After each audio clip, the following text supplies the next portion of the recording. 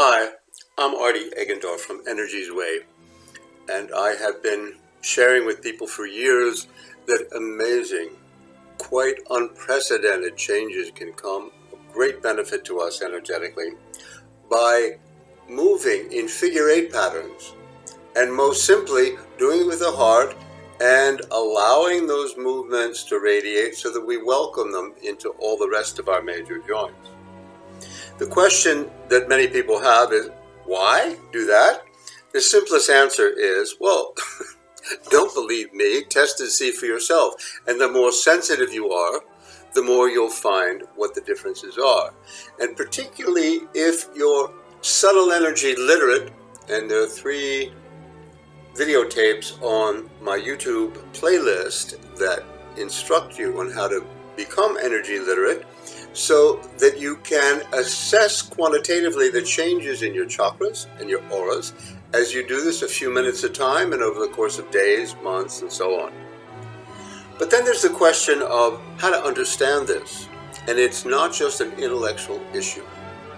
Because what happens when we do this, how we move, is in harmony with natural patterns that are not yet part of our common sense and mainstream culture. Our mainstream culture is still based on what virtually all of us learned as children, which is that, do I have this the right side up? Well, you get the idea.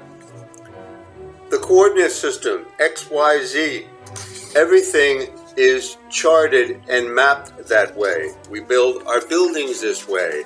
We think inside of categories or boxes. We think that boxing and packaging things and putting things in grids is the way to go because that's what nature is.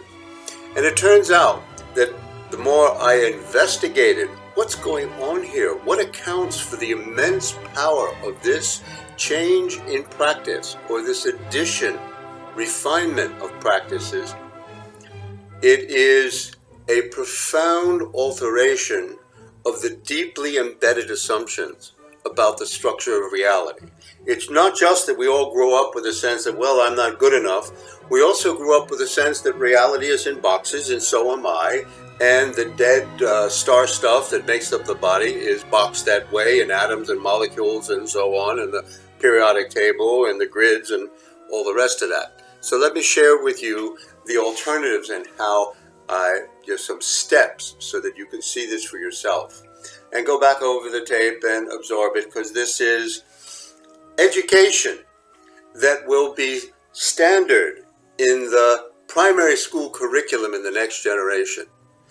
But it is not easy for most people to digest right away now.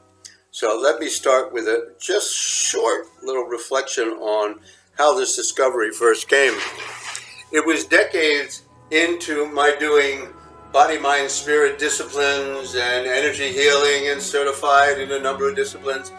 And I found that, people don't pick up on energy very well. Let's see if I can help them along. And I started doing Feldenkrais-like movements, subtle body stuff, hands-on that I'd learned in the 70s and read off and on in the years since.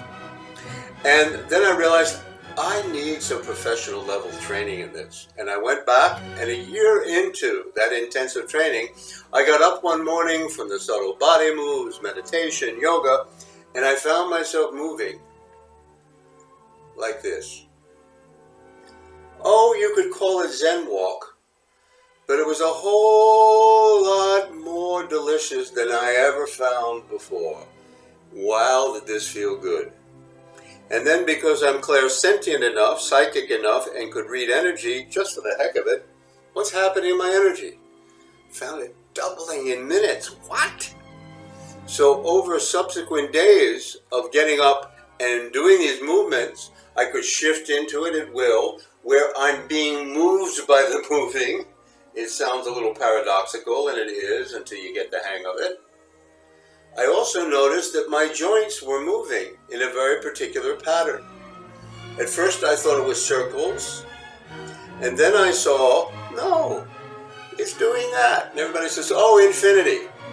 And I looked that up, That's a name given in 1655, and the pattern is known since long before that date by a Greek name, lemniscate, for the word for ribbon, known in sacred geometry. And since I was doing subtle body work, I knew, oh, I was beginning to recapitulate the movements we all do as infants when we learn to crawl. The hips go one way, the shoulders another, we do figure eights. So, you know, we have this wonder called the internet, and before long, I was able to track and find, oh, that image has occurred to other researchers. The figure eight, oh, that's the passage of energy through every energy field. Oh, wow, that starts to be something. And then, okay, that's all well and good, but do you stop there and you ask, well, why is that the pattern through every energy field? And why is every energy field like that? And so what's the big deal if we start moving that way? Why does that bring in so much energy? These are important questions. And I went back and read again a book I've read many times. You can see it's rather weathered. This is called The Reflexive Universe by one of the great thinkers of the 20th century, Arthur Young, who found that the shape, a cylinder turned end to end with an infinitesimal hole, is the shape, the geometric solution to the equations that Einstein came up with for the curvature of space and time that won a Nobel Prize in 1915. And Arthur Young has a clip on YouTube back from the 70s, I think, where he showed how you can see this.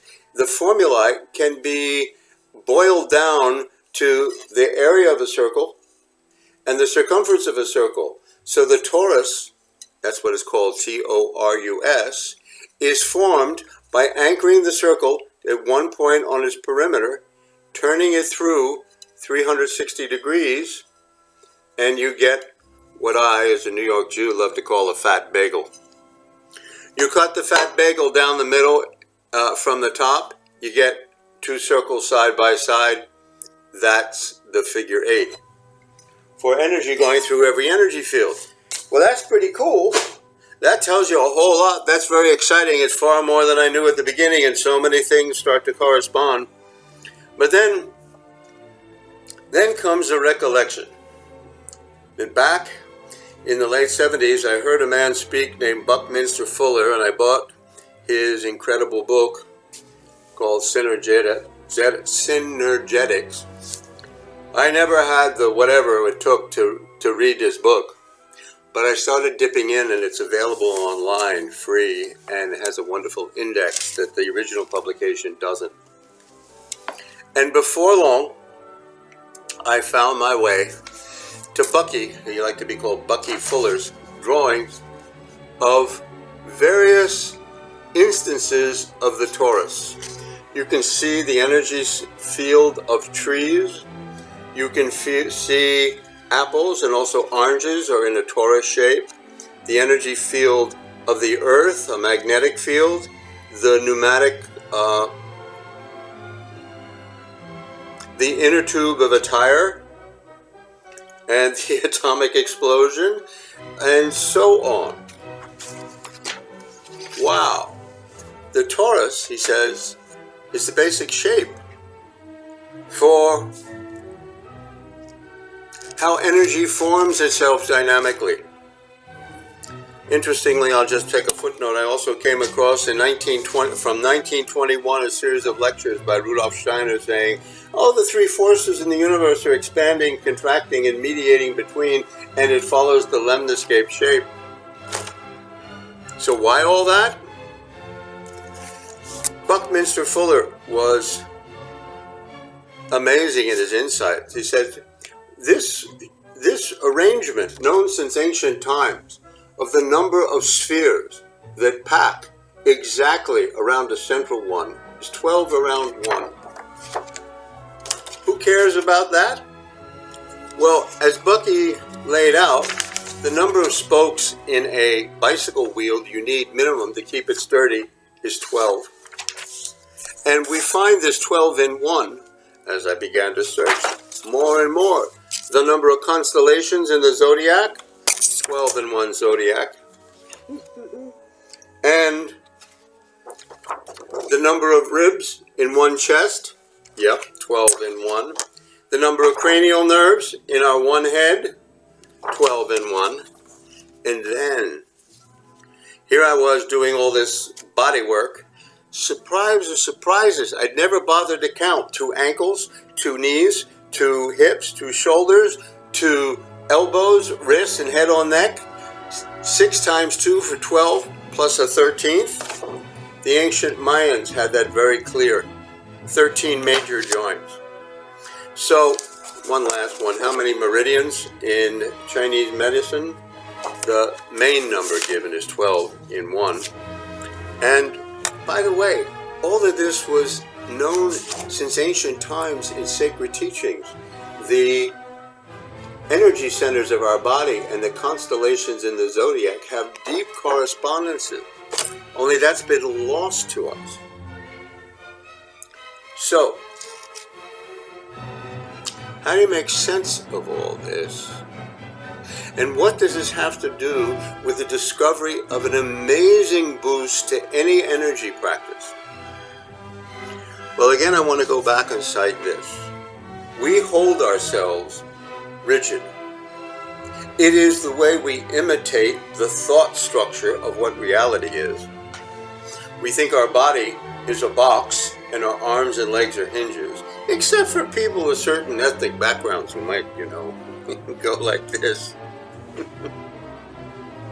But here's Bucky Fuller, who says that whole system of abstract math is not just that women are bad at math. No. They're in touch with experience, and experience doesn't work the way mathematical abstractions do. If you get experiential about math, you get into what's called topology. Real things have actual shapes. They have corners, they have edges, and they have faces. They have those three aspects. And Bucky Fuller built something called his vector equilibrium, where if you take a line from the central ball of the 12 around 1 to the centers of each of the 12 balls, and you connect them with the same size lines, and then put rubber in the joints, you get this job that can do all kinds of things. It's a great toy for the future generations. The most simple, sturdy design or form is a triangle. It's not the square, as we think. It's not the box. It's not the 3 coordinates, X, Y, Z. It's 3 popsicle sticks with a nail or a pin at the places where they join. And there you get the simplest form, the triangle. And from the triangle, you get the simplest, solid, sturdy structure, the tetrahedron. 4 corners, 4 faces, and look at this, 6 edges. And as Bucky documented, argued, insisted, there's nothing in the universe that is a single stable structure, like it's fixed and static. Everything is always moving. That's because it's energetic. And so how does this move? Always.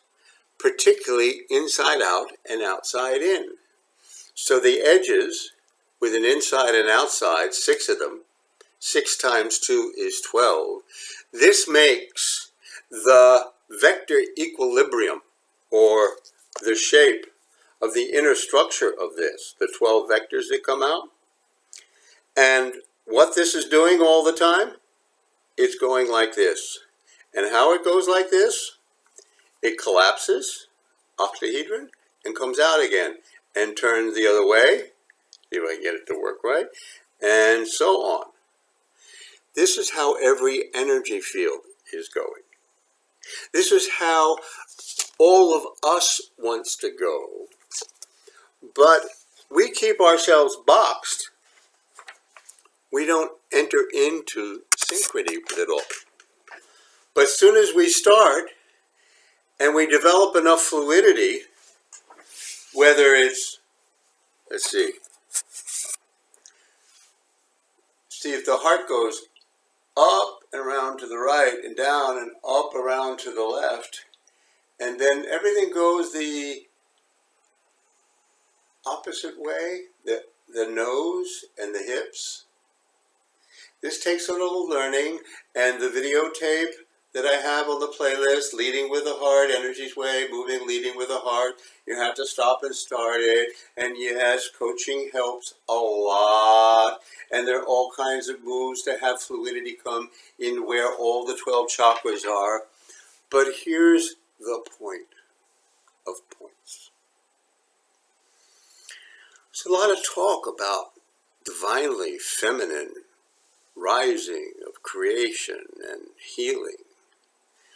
All of this is in total harmony with that, because what is the cosmic gesture that comes in as we begin to move in harmony with the way not only we're built, but the way everything is built to move and dance?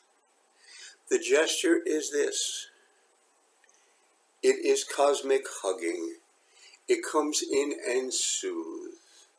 And so rather than have to reframe and recontextualize and stop it already and correct, no, the soothing that assuages the pain and the anguish and the suffering of the human condition comes in that much more powerfully when we're in a resonance that we also understand as a profound, new, and deeply healing departure for the human condition on this earth.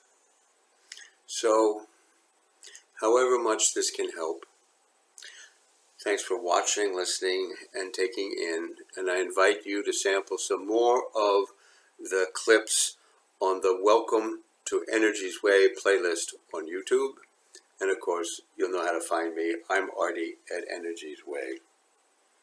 Blessings to you.